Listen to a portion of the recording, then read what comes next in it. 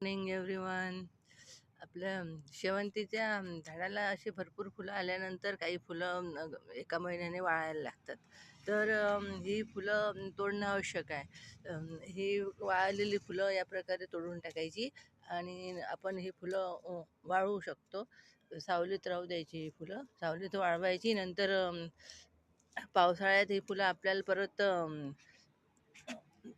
या वाळलेल्या फुलांपासून आपण रोपं तयार करू शकतो. ही फुलं अशी मातीत टाकली, कोकोपीटमध्ये टाकल्यास परत त्याच्यातून रोपं येतात.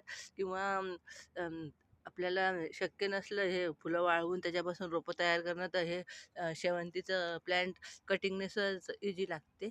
कटिंगने लागते आणि त्याच्यापासून खालून वेगवेगळे नवीन रोपं येतात. मदर प्लॅन्टपासून तेही नवीन आलेले फुटवे, नवीन रोपं, त्यापासून आपण हे शेवंतीचे अनेक रोपं तयार करू शकतो. तर अशी वाळलेली फुलं काढल्यामुळे आणखी आपल्याला यापासून, शेवंतीच्या झाडापासून नवीन फुलं मिळू शकतात.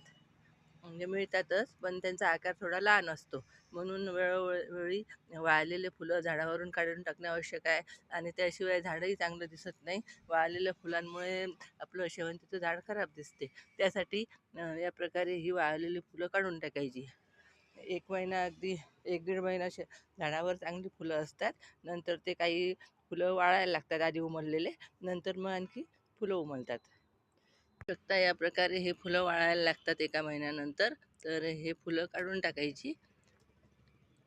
आपलं झाडही छान दिसते मग वाळलेलं फुलं काढल्यावर.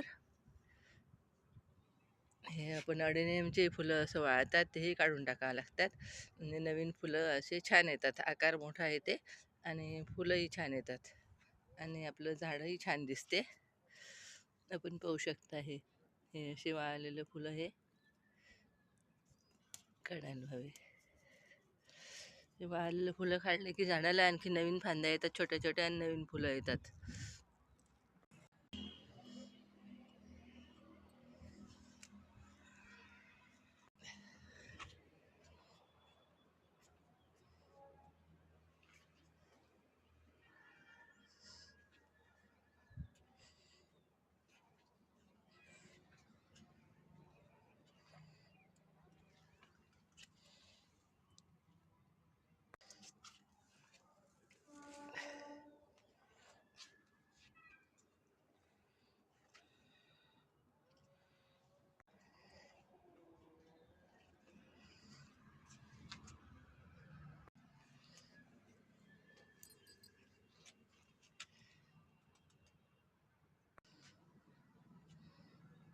प्लीज